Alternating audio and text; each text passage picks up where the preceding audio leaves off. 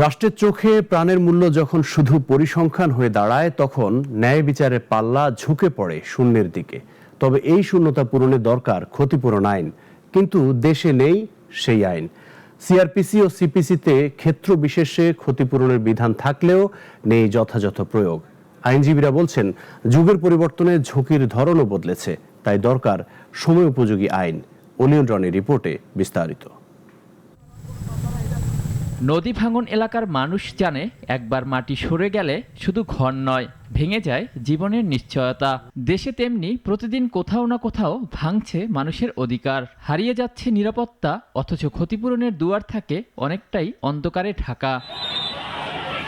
কারখানার আগুনে পুড়ে যাওয়া শ্রমিক, সড়কে প্রাণ হারানো পথচারী, চিকিৎসার অবহেলার শিকার পরিবার, কিংবা ভবন ধসে নিঃস্ব হয়ে যাওয়া মানুষ। বেদনার তালিকা বরাবর দীর্ঘ, কিন্তু বিচার আর ক্ষতিপূরণের খাতা থেকে যায় প্রায় শূন্য।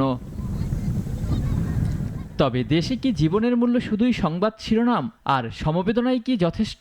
তবে আইনজীবীদের মতে, দেশে ক্ষতিপূরণ আদায়ের দুর্বল সংস্কৃতি দূর করতে সময় এসেছে যুগোপযোগী আইন বাস্তবায়নের, যেখানে মানুষের ক্ষতির দায় কেউ এড়িয়ে যেতে পারবে না।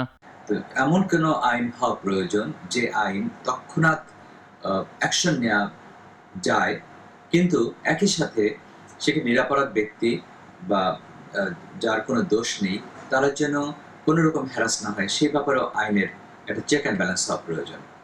আধুনিক টর্ট আইন শুধু ক্ষতিপূরণের টাকা নয়, বরং এটি দায়িত্ববোধের ভাষা, জবাবদিহিতার আয়না এবং নাগরিকের অধিকারের এক গুরুত্বপূর্ণ স্তম্ভ। তাই আদালত প্রাঙ্গণে আজও যারা ন্যায় বিচারের অপেক্ষায় দাঁড়িয়ে বর্ষার শেষে শুকিয়ে যাওয়া নদীর মতো আশায় থাকেন আবারও স্রোত ফিরবে বলে, তাদের জন্য এ আইন আশার আলো। বাইরে আপনারা দেখবেন অনেক বড় ছোট থেকে বড় অফেন্সেও কিন্তু বিশাল বিশাল ক্ষতিপূরণের দেয়া হচ্ছে। তাহলে কি হচ্ছে, যিনি ভুক্তভোগী তিনি এখানে তার যে গ্রিভিয়েন্সটা, তো তিনি স্যাটিসফাইড হচ্ছেন যে হ্যাঁ আমি আমার ক্ষতিপূরণটা পাচ্ছি। আর এদিকে যিনি আসামি, তাকে জেলে না গিয়ে ক্ষতিপূরণের মাধ্যমে বিষয়টা সলভ করার সুযোগ দেওয়া হচ্ছে।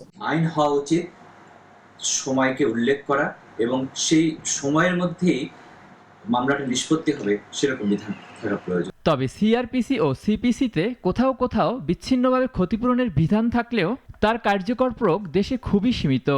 সিপিসি এবং সিআরপিসিতে কিছু বিধান আছে ক্ষতিপূরণ দেওয়ার। এছাড়া যে স্পেশাল লগুলোতে, সেগুলোতেও বলছে যে যিনি ভুক্তভোগী তাকে ক্ষতিপূরণ দেওয়ার বিধান রয়েছে।